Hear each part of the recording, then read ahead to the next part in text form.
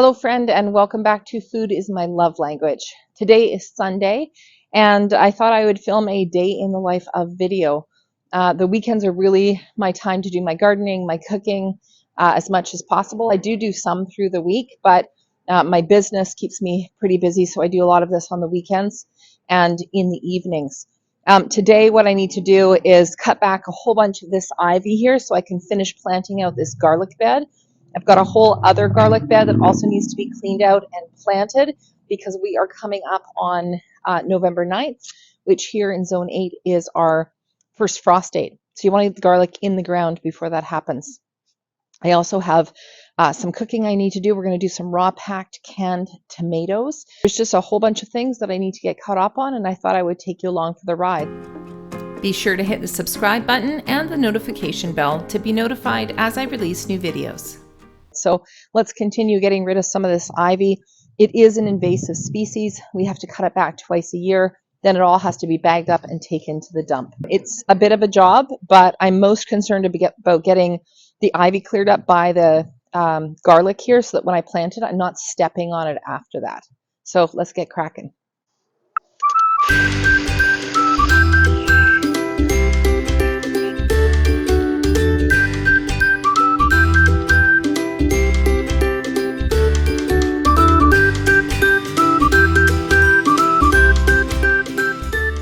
Okay, so basically where all this straw is where the garlic is planted, and I can actually see that something's dug up and eaten some of my garlic, which is weird, but hi, buddy.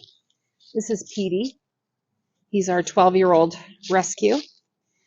So what I'm going to do is probably just cover that with some soil, and it will grow fine.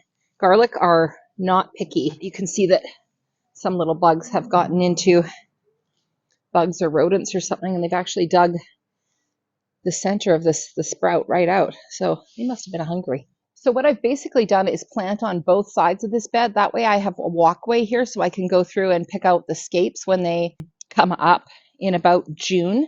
The scapes are the top of a hardneck garlic that grow, and I love scape pesto. It's kind of like a milder garlic flavor, and I make all kinds of things with scape. So I always buy hardneck garlic. That's why I buy hardneck garlic. I also think that it does better in this particular climate. So what I'm going to do is just plant garlic down this side and down this side and leave a path in the middle. So I just went to my local farmer's market and bought some organic red Russian garlic, which is just like you would buy for cooking, except I'm going to use it for planting purposes. Now, I wanted to make sure that it was definitely organic, definitely not sprayed, so that it will sprout and grow. So if you just kind of pull the garlic clove apart like this, you don't even really need to take off this paper. If there's any super hard paper on the outside, I usually pull it off and just let it compost on the soil. But we're going to plant it root side down. So this is the side that's going to go down, and the pointy side is going to go up. And I'm going to put it about clearly I need some new gardening gloves, about 3 inches deep here. I'm also going to amend the soil with some organic slow release fertilizer, as well as some bone meal. So let's do that first. Oh, look at this. There's a little volunteer potato because I had potatoes planted in here earlier this year. So I'm just going to carve out a little like where I'm going to leave the path. And then this was just grass here before. I actually ripped all the grass out. And I did plant some potatoes and some squash here this year, and they actually did pretty good. So I just want to get like the weeds and the grass out of here and just break up the soil a little bit because it's still quite hard. And then, as I said, we'll just amend it with some bone meal and organic slow release fertilizer, and they'll be good to go. So here's my bone meal, and I just buy it in bulk in these bags like this. It's pretty affordable. And then I'll just put a generous sprinkling of that on here. And I just put it on the top because the rain will wash it into the soil. Now, I already did do some compost on this bed earlier this season when I planted my squash, so I don't necessarily feel like I need to put more compost on here. I've also just got some of this 333 organic plant food, all-purpose, and these are actually local guys. These are Reindeer's Natural Plant, and they're in Cowichan, which is just up island from us. So again, as much as I can buy local, even when it comes to granular fertilizer, I will definitely do that.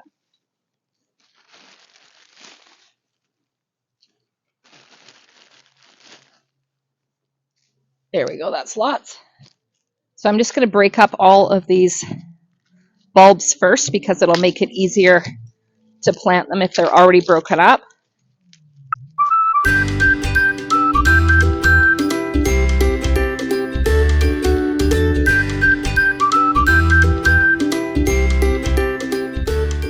And again, I'm going to put some more soil on here, so I don't need to dig it down too deep because I'm actually going to pour some soil on top.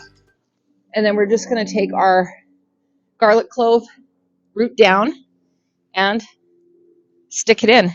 And I usually put them about 3 inches apart depending on how big the garlic is. You want room for them to grow. You don't want to crowd them, but you also want to maximize your space.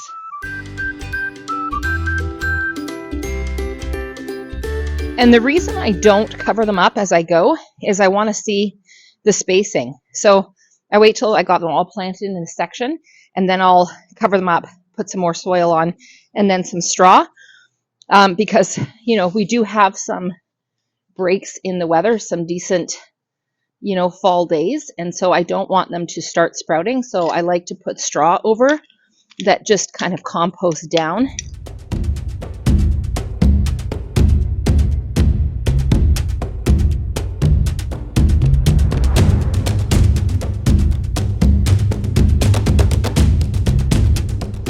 Okay, so I got that whole side in, this whole side in, a layer of soil, good gardening soil over top, and then a layer of straw over that. So with garlic, we're literally not going to do anything with it.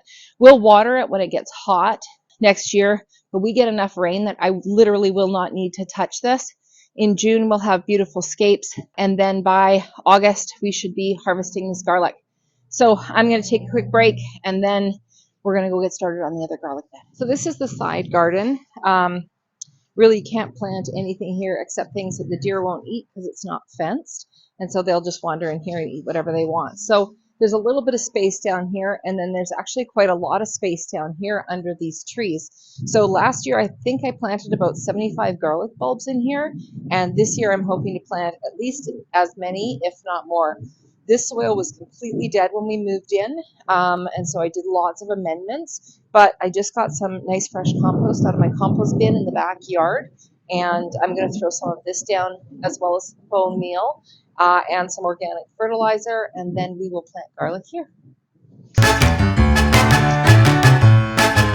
So as you can see, there's still a lot of straw on the bed from last year, and that's because leaving bare beds is not a good way to make your soil healthy. So if you're not using the bed, cover it with some kind of mulch, hopefully one that will break down like straw, because it gives the protection to the soil, and it actually really helps, you know, the bugs and the insects and the worms and so on get in there and really do a good job of breaking down the soil. Okay, so once you've got the top cover, mulch or straw or whatever you've got there, you want to make sure that you weed anything so it's not competing with whatever you're planting. And then I probably am just going to dig a little bit, maybe just the first couple of inches, because again, we're still trying to amend this soil and it's quite hard underneath. So my hope is if we do a little bit of digging and do some more amending, that we'll have really nice looking garlic this year.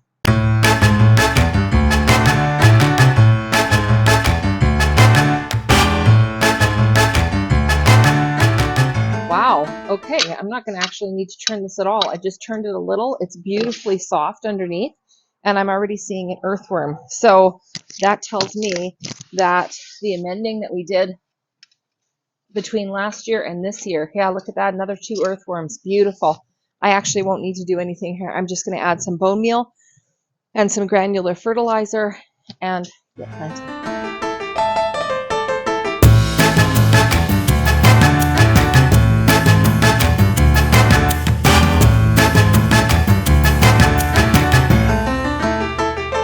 Okay, so I think that's all the ones I'm going to put in here because what I found last year was they just didn't get enough sun at the back. So I'm just going to plant those here for now, cover them up, cover them with straw, and then put the rest in that little section there, which tends to get more sun.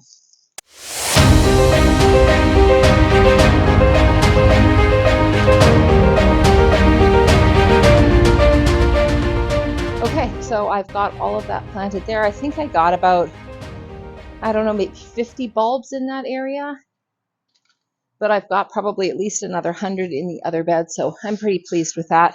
Again, I'm working with not a huge amount of space, and so I want to maximize it with my harvests. Garlic is one of those things that is very expensive to buy organic garlic, and I refuse to buy it from conventional farming in most other countries, which is most of the garlic that we get. So it sort of fits the criteria for me. If I'm going to grow something, especially in a small space, I tend to grow the things that would be more expensive to buy in the grocery store, as well as the things that are hard to find organic or very expensive organic. Those are the things that I tend to sort of focus on more as far as small growing space goes. So I'm pretty happy. It's supposed to rain for the next 7 days. So finally got my garlic planted and it's in before the first frost date. Okay, so it's the end of a very long day. It's 7:45, but this is the last task that I absolutely have to get done today. So this summer I canned over 100 pounds of tomatoes, raw packed, crushed tomatoes, spaghetti sauce, pizza sauce, all of those things. And I had all of these tomatoes that I had actually put in my freezer. They had to come out of my freezer because I'm doing a bunch of meal prep and Christmas baking that I need to be able to freeze. So I had to make room in my freezer. So this was an incredible little tip that I learned, and that is that if you put your tomatoes in the freezer, I wash them, I core them. When you pull them out, the skins literally just slip off. So there's no need to blanch, to get the peel off. It just comes off like a dream this way. So I've got 5 bags of these tomatoes that we're going to raw pack can. And I like that because they're uncooked, meaning I can do anything I want with them. I can roast them and put them in tomato soup. I can make spaghetti sauce if I want to. I can put them straight diced into stews and soups and things like that. So I feel like those are the most versatile ones, and it's also what I need more of. You can see I've got my canner in the back that's heating up right now. We're just going to water bath can these. And I've got my quart jars here that are ready, that have hot water in and are ready to get the tomatoes in. And I need one more bowl, and that is for the skins, because this year I dehydrated all of my skins that came off of my tomatoes, and it made this wonderful, I think this is it, tomato powder here, which I've been adding to things like dips, adding it to sauces to make them richer. It just gives them a really nice tomato flavor, like a deep flavor, without having to use tomato paste. Okay, so basically I'm going to slip the skins off, put them in here, and then the whole tomatoes are going to go in here. Then when I've got most of them done, or all of them done if I can fit them, as soon as I've got this bowl full, I'll dice them and start putting them in the jars. So if we just open this up, you're going to see these skins are literally just going to slip off. So you literally just push them out and the skin comes off. So there is no need to have pots boiling on the stove and all of the work that goes into blanching when you can literally just slip them out like this. It is the best thing that I have learned in my gardening journey this summer.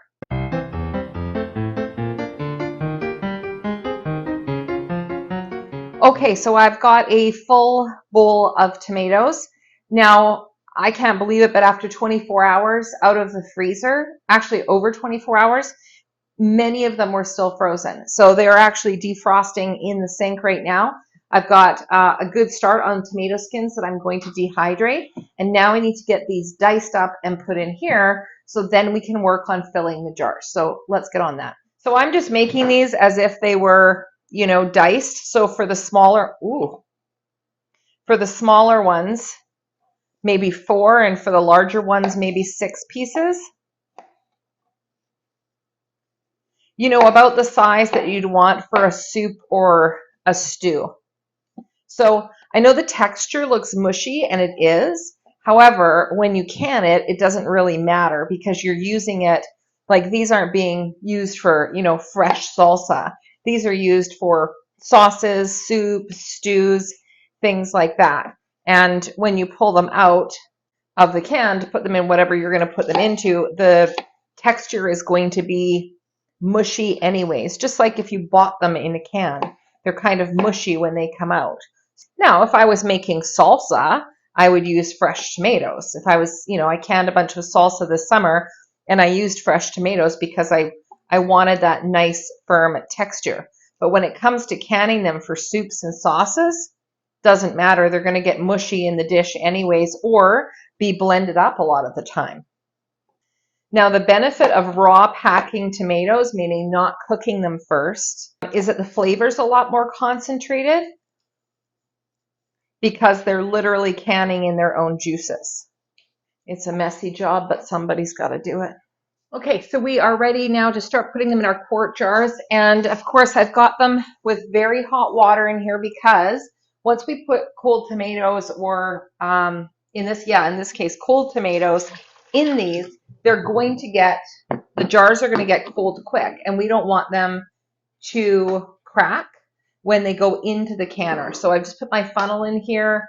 Actually, we need some lemon juice. Okay, so we need 2 tablespoons of lemon juice because this is a quart-size jar. And we are water bath canning, so you have to have that acid in there. And we are simply going to fill and squish. So wide mouth mason jars are really, for quart-size jars, are really hard to find right now. So I'm using a narrow mouth. It's not my preference. I would prefer to not be using a narrow mouth. However, that is about the only thing I could get my hands on. So this is a little tool that came with my fermenting kit, actually, which I've just started trying out, which I think is going to work perfect for this purpose. So we're basically trying to get enough juice out of these tomatoes, of their own juice. And that's got way too much in it. Yeah, that's probably going to boil over. I'm going to take some out. And I'm also going to go down with the chopstick just to make sure that there's no, I'm doing this the wrong way around, make sure that there's no bubbles in there, no air bubbles. So we definitely want to make sure that those are not in there. So we're going to do that. And that actually looks totally good. So about a 1/2 inch headspace on the top, meaning between the liquid or whatever food's in there and the top of the rim. Now, in this case, because there is no sugar or fat in this, I'm just going to use warm water on a clean cloth.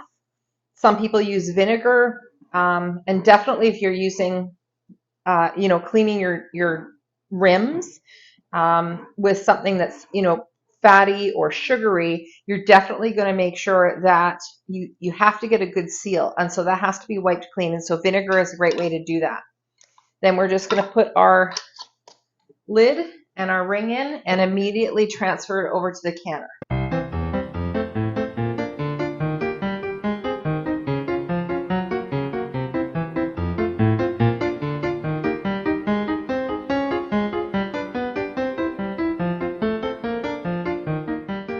Okay, so all we need to do now is put on the lid, put it up to high again so it will start to boil.